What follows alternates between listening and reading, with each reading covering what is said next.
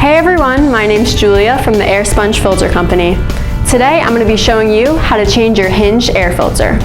So first, press down on the notched hinges on both sides until they click. Then repeat the same step on the opposite side.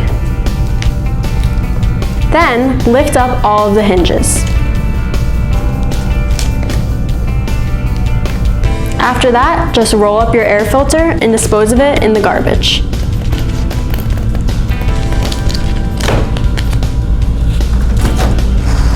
Now you're going to want to take your clean air filter and place it into the frame with the wires facing down.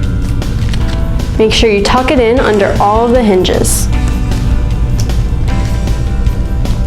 Then press down the notched hinges first.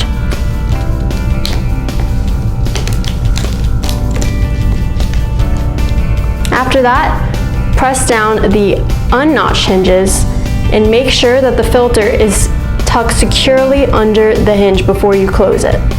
And then you're going to hear it click just like the beginning.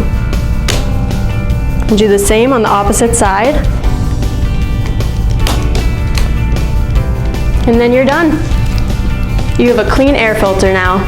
Thanks for watching.